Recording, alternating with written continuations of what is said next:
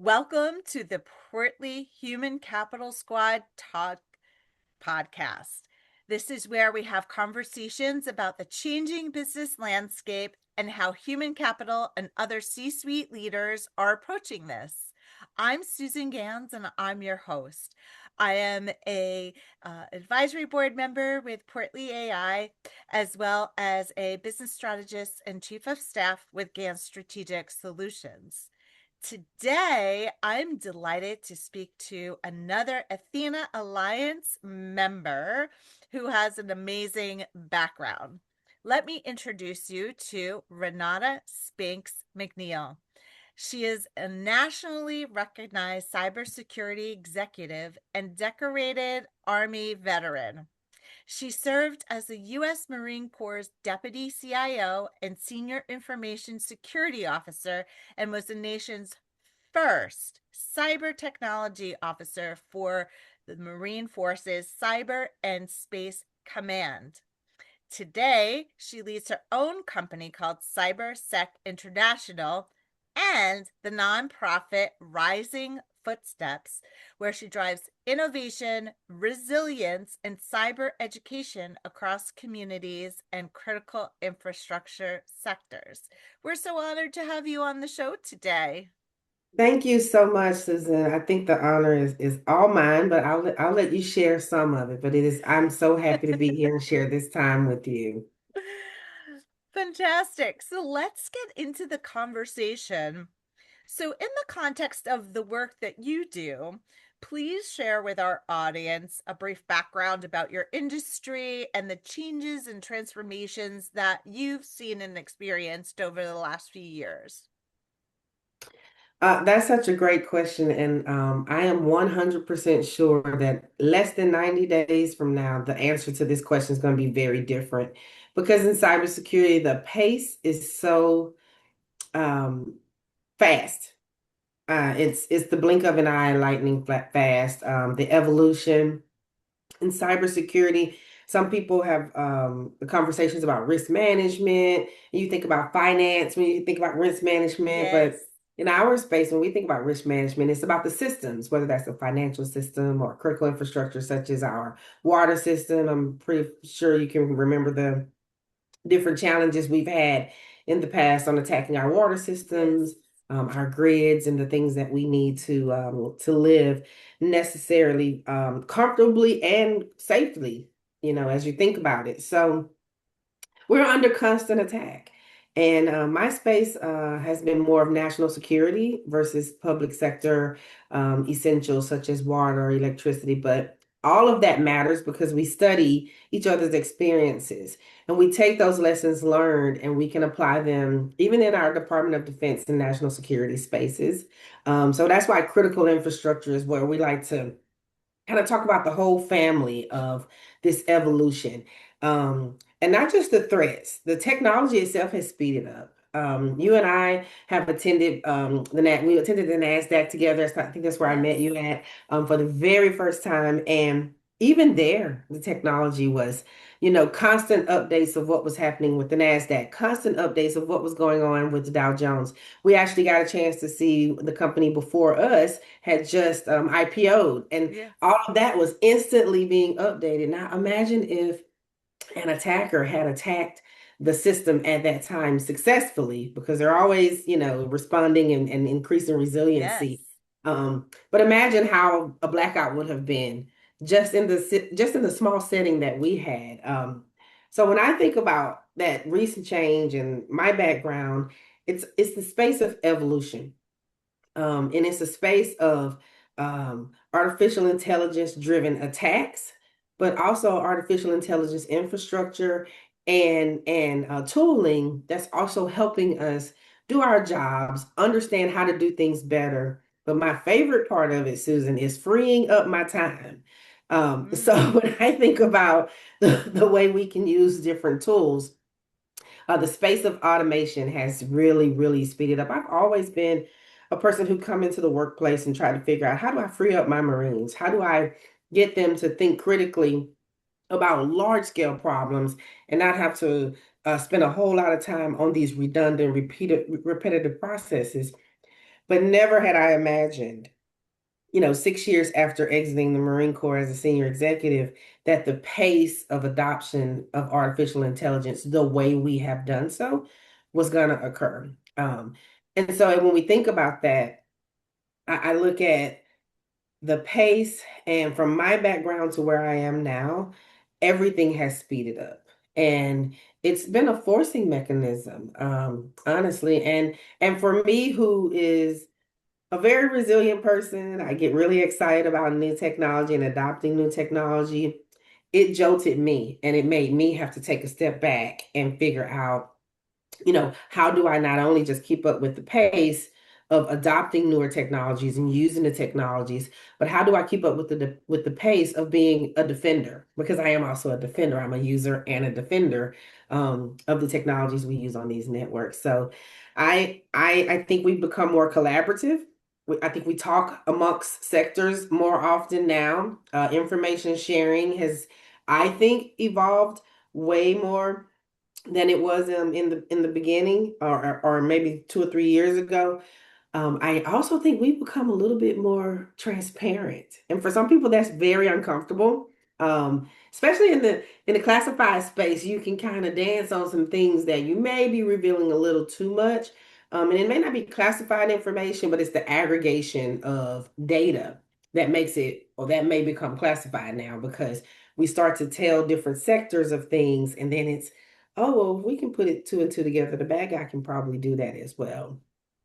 And then lastly, I think we have to acknowledge that we are being forced as a human society and culturally to become uncomfortable, to become comfortable with what used to make us uncomfortable, which is, Susan, with your background, I know you work in change management a whole lot differently than I do. Our change management is more technical, and Yes. yours is really involved with people and more process. And I admire human resources and management because I always need them when I'm trying to evolve and push Yes. an agency forward.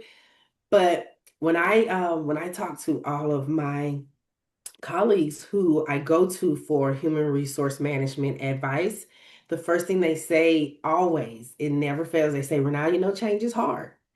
Renata, we are creatures of habit. And so when you think about that, just from the human side, think about how we adopt technology.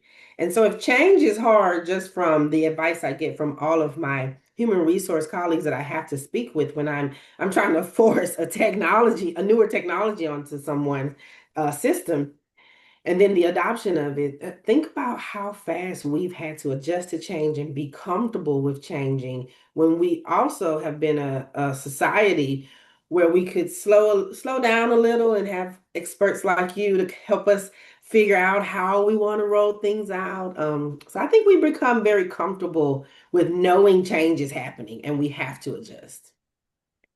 So I have a follow-up question because, with this pace of change and with the pace of defending against this change, like how how do you manage it? Because there's only 24 hours in a day, but I can imagine that it could change in half a day, There's something new coming out. I think the honest way to answer that question is, we don't manage it. I don't think we manage change anymore. I think we adjust. Um, Anyone who says that they manage change, I would love to talk to them to understand how it's managed, because I can't manage it. I can prioritize and adjust, but I don't know if we can manage it anymore because it's so quick. Yes. Um, it's so fast. And the quicker I want you to adopt a newer technology, or I go one better, when the faster I want you to merge your technologies. I want your payroll system, for example, to merge with another company's payroll system because of an acquisition, and it has to happen today. Like you said, this afternoon, Yes. right? Yes. That can't be managed because it's all the horse has already left the barn by Yes. the time you find out. So we have to just adjust. We have to do what we can with the knowledge we have, the information we have, and we have to be collaborative. We have to talk to our teams. We have to communicate with them and say, look, I just got this information as well. I know it's hair on fire day. Let's embrace it. Let's do the best we can. You know, and if you're speaking from a stakeholder's perspective, then internal to your company, whatever you can share to make people feel like we're all in this thing together because we are. Um, I think it then becomes a much easier adjustment. I think, Susan, with now, when we try to manage change and we start to manage people, I feel that's when the resistance starts. I think that's when the Yes. challenges become because you're trying to manage me instead of just tell me what you need me to do. Tell me, give me the why because I'm a human being and I want to Yes. know why do you want me to stay till 10 p.m. tonight to make all these to make all these changes because the boss said so. That's for us, that's inconsiderate of our workforce, right? And so I think the best word for me is adjust. We have to adjust. And that's hard. It comes much easier to me, I think, because I have a military background. And in the military, nothing is ever concrete. I also had the opportunity to serve my country overseas in a deployment. And you never knew what to expect. Every day was different. Every minute was different. Every 30 to 40-minute briefing was new information and some type of adjustment. So I like to say I grew up in resiliency, I grew up in flexibility, and I grew up in making adjustments. And I think that probably was very helpful in my leadership style because I also have to consider how tight my chest would get when that big sergeant major or the commander came out and said, I know we told you guys we were doing this, but we have to do this. We got to do this now. Let's go, let's go, let's go. Ready up, ready up. And even though you're moving at the pace of their voice, you're still scared, right? You Sure. still have Human. anxiety and but you manage it, right? Then you start to manage and you adjust. And God gives us this something in our bodies that says, just get it done, right? And so I think I think the best word is we adjust and that's hard and we all have to consider how every person manages adjustment, right? Yes. And so I really love what you're saying here about adjustment because you get just gave me a reframe of how to think about this and how it's almost like micro micro adjustments. It is. It is. Instead of like this big, it's how do you in a moment. So in your case where you're in deployment and you thought you were doing plan A today, but actually you're doing plan X Yes. now, and you have to switch your brain to say, okay, I'm going to let go of plan A and I'm going to embrace plan X. And Uh-huh.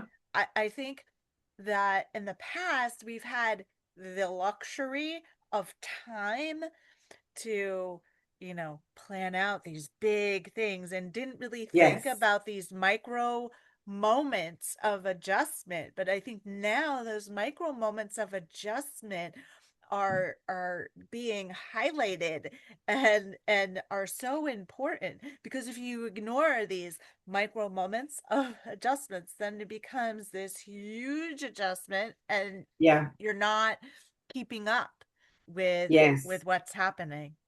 Yes. And in some cases, depending on your mission thread, you've got loss of life. If you're in another mission thread, then we have a loss of revenue. We have a loss of reputation. We have a loss Yes. of impact. It just really depends on which sector you're in. But when we have those moments of, like you said, when we miss it and we can't keep up, Yes. someone's experiencing a loss, right? And Yes. which type of loss it is really depends on the situation, but there's a loss coming. And so, you know, yeah, it's those, like you said, micro adjustments and we have to, like you said, we got into this space where we had some fortunate time um, flexibility, and now we're more time restricted versus Yes. flexible, right? And I look at it in the technology space that there are no solutions anymore, right? When you get into the workplace and we go on our whiteboards and we're like, yeah, I have Yes. this solution and Yes. this, right? I don't have solutions anymore. I only have answers, right? And if you think of it like all you have is answers, then you think about everything as a question, right? Yes. So I'm telling you that we're going to order all 16 of these systems and they're going to integrate. I'm telling you that's what's going to happen, but that's not the solution. That's just an answer to the problem we're trying to solve right now. The next problem we're trying to solve is, well, it didn't integrate. Okay, so now what do we do? Well, now we have to talk to our engineers. We have to figure out where the APIs are not connecting, or it could be infrastructure. It could be a gamut of things. Maybe we don't have enough bandwidth.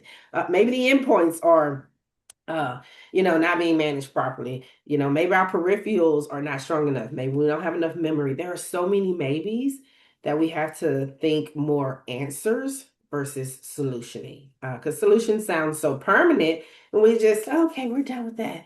And then Susan is like, hey, I can onboard, Miss Renata Spinks-McNeal because we don't have her information from her previous agency. I thought you guys had that. I thought, and you're like, yeah, my day was done at 4:30. I thought we were good, and now we're not, right? Because she has to onboard, right? So, simple example, but I want to make sure that I continue to make this relatable to not just sometimes I go very technical and I think about cyber, but there's so many use cases out there. And today I want to make sure I stay on point with the examples because there's so much integration also happening technically right now.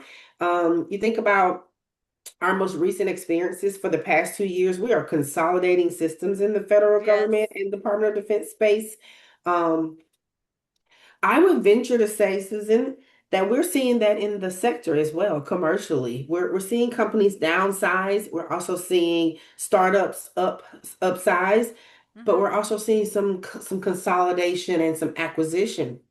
And my experience with some of the, I've done a couple of board readiness briefings and teaching CISOs how to brief their board Right. and changing the mindset of what's a board ready briefing versus a technical exchange Yes. briefing.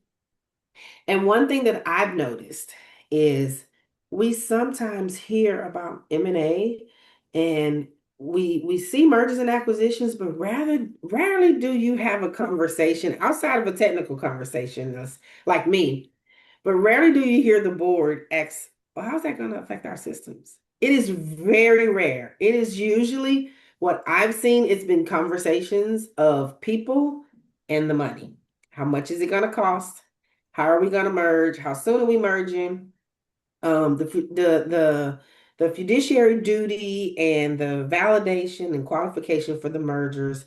Um, Rarely, I think I'm being truthful, and anybody who watches this that I've worked with, which is a ton of companies, they can, reach out to me on LinkedIn or wherever you have me connected and tell me I was wrong. But I would venture to say I am usually the first person in the room that says, have we talked to IT about how we're going to merge all these identities?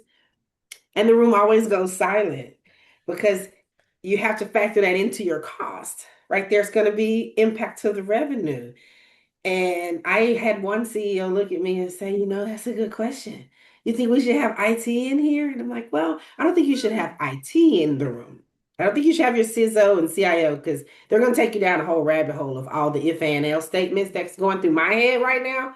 I said, but I think one sentence of a follow-up action is, get some type of snapshot of users, how many users there are, how many domains are we working with, or something like that. And he really thought that was helpful. And after the meeting, it was about 16 or 17 CEOs in this particular workshop that I gave. And they all were like, no one has ever asked me that. And I was just like, yeah, has Really? anyone talked to IT about how impactful financially this is going to be to your systems? How much is it going to cost you to defend against these merges? The people that you're projecting from HR there is discretion there, but you're projecting that there's an identification of groups that will no longer be part of the company after the merge and acquisition. How are you going to manage all that data? And who are you going to use in transition? And they're like, yeah, we just thought they'd figure all that out. And I said, well, that's where your cost drives. That's your cost driver. And it's better to go ahead and budget that and put those constraints right then and then find out what your risk appetite is. Because if you don't have your appetite for risk identified, then that's where your cost is going to drive up. That's your surprise cost. It's like, we didn't think about that. So solutioning and answering. I think we used to have solutions. Now we just have answers. So I appreciate what you're saying with respect to mergers and acquisitions. So earlier in my career, I went through my first big merger of two major banks. Okay. And one of the questions, so after we get over the people and what's in it for me and that messaging, which is very important, question in my mind was, well, how are we going to merge systems and what does that mean for my clients? And Yeah. and I got a similar answer about, well, we'll figure that out. We'll figure it out. But that took a couple of years to figure it out. So I'm glad that you're bringing that into the forefront of this. I'm going to jump to some other questions that we're going to talk about because I think you've covered a lot. Um, Okay. I want to ask you about, so how do you keep yourself grounded? What guidance can you give our audience as they're going through this constant state of adjustment and transformation? Like what is it that you do that helps navigate and you take care of yourself? So the first thing I will tell you, Susan, and I know we've only known each other a short period of time, but Athena has a habit of merging the right people, and we feel like we've known each other for Yes. forever. That's been my experience. It's like, yeah, I just met you, but I feel like I've known you forever. Um, I'm going to go to a space of vulnerability because I think it's important to be honest with these kinds of questions. Mental health is very, very, very important. In my family, we have a few social workers, we have a few teachers, we have a few ministers.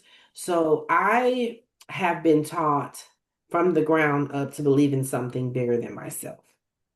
I am not a religious person at all. I have friends from all backgrounds. So I am not a religious person. I would call myself a little bit of non-denominational because I worship with Jewish personnel, Pentecostal, Baptist, Arabic, Muslim. I find joy in multiple cultures. So I'm not a religious person at all. But I know life is bigger than me. And I know that I don't wake myself up in the morning. And I know that when I say things like, man, something told me don't do that, I know there's something out there. And so because that is my belief system, the first thing I do when I find myself anxious and change is happening and I feel like I can't keep up or I have more questions that are being answered or I just feel off. I ground myself by multiple habits. I journal a lot. I have a book right now out. Act like a lady, think like a boss lady. And then there's this period at the end because there's nothing else to say. Just be you and do you and adjust. This period is right there for a reason. Fights on every day. Right. And so I journal a lot and it turns into books. And I talked to a great board of life advisors. I'm very transparent with my close circle of friends. It is not large, but I do have a close-knit circle of women in my life who I'm very transparent with them. If it's not a good day, it is not a good day. I'm not gonna pretend that it is. I'm not gonna pretend like I have all the answers. I'm not gonna pretend like I'm okay. I'm gonna say I'm not okay because I need somebody to pour into me because I'm pour. I like to say, hey, I'm pouring from an empty cup right now, and here's what I got. I told somebody the other day I had a lot on my plate, and then I told them, I've changed to a platter because the plate is like this, and now it's like some kind of way. I went to the cookout and I got this big thing with these blocks where the vegetable should go, or the chicken should go, or the steak, or if you're like me, I love fish. But we have these compartments in this plate now. And it's a platter because I got a whole bunch on there. And I told her, I said, I got a lot on my platter right now. I got to get some of this off. I'm feeling overwhelmed. Um, I do practice yoga. I do practice meditation. I practice guided meditation because I am a person who believes that if you are an expert in human resources, I'm going to come talk to Susan. If you're an expert in meditative practices, I'm going to talk to someone who understands what I need and the best approach because I'm an expert in technology. I recognize that about myself. Um, I pray a lot. But most importantly, when we're not talking about some internal things that you have to do, externally, I make sure that I'm communicating as transparently as possible. Um, I make sure that people who I'm affecting they know that they are known, they are seen, and they are heard. That is very important as leaders.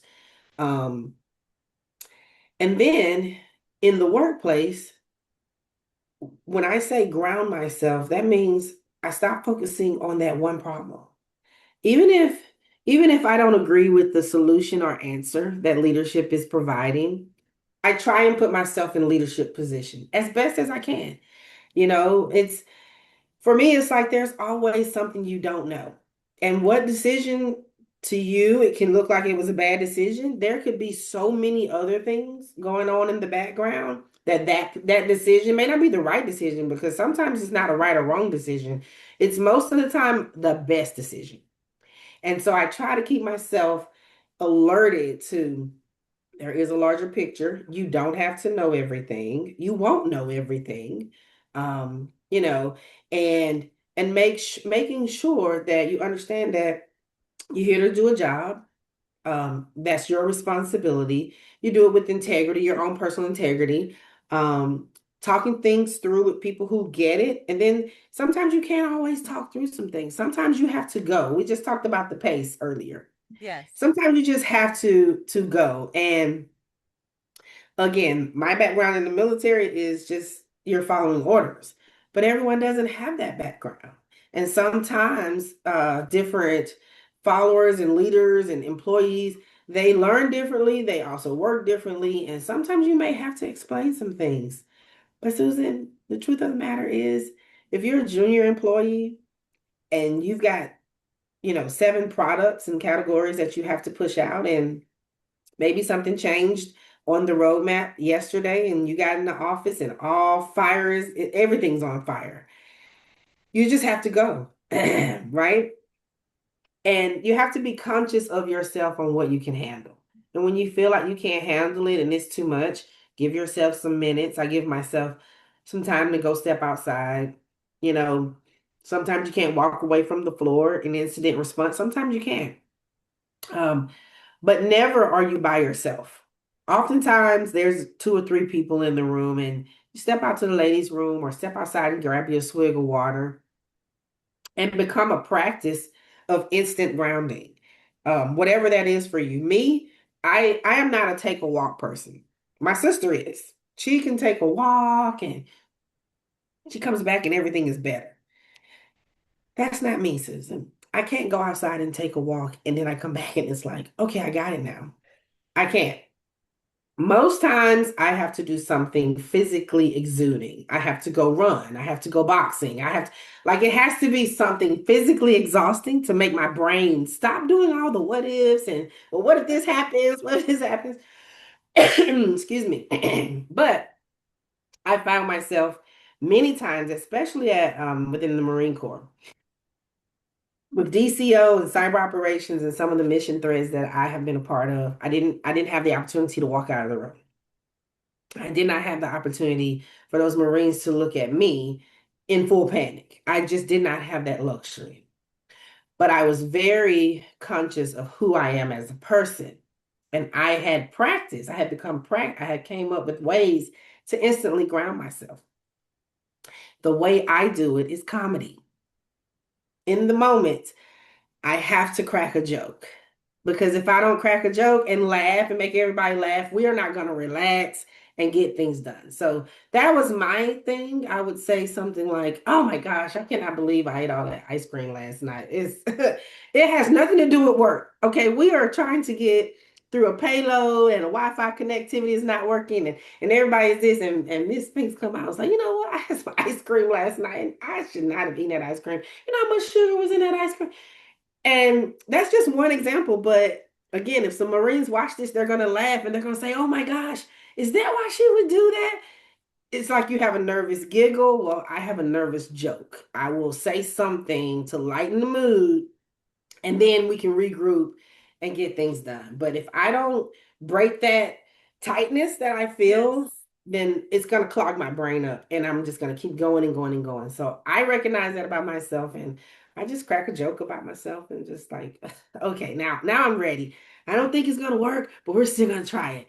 Because when I say too serious, what I have learned in the past, that staying so serious, knowing that you're scared, you don't know how those systems are going to operate, it's high risk. I've been at U.S. Treasury. That was economics. I've been at DHS. That was loss of life, loss of limb. I was deployed. So there's always high risk, right? Yes. And so it's like, but you can't be still. You can't be stagnated by fear. So you have to do something. And so those were, I'd crack a joke and I'd ask people, what do you think? Hey, we got to make a decision. We can't figure it all out here.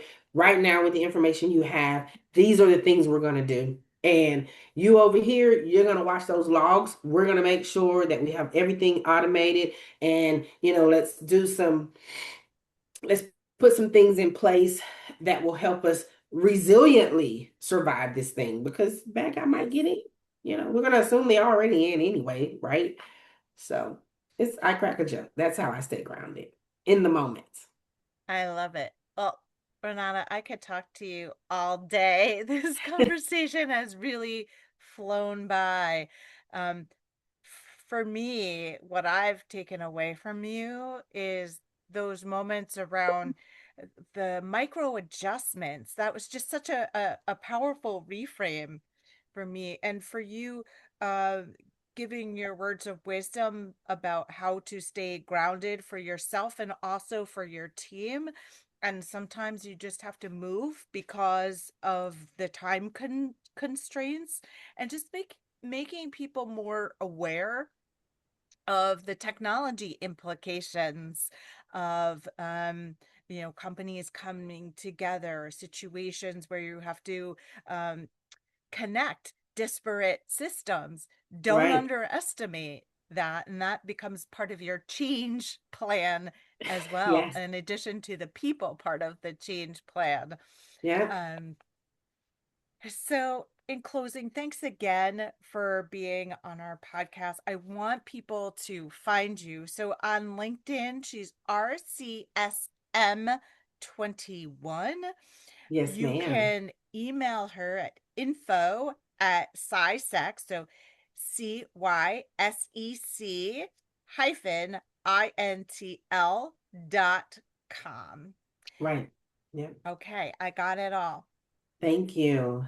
If you would like to learn more about Portly AI and Squad Talk, we invite you to visit portly.ai. And in the squad spirit, keep growing and evolving and leading the way. Thank you so much, Renata.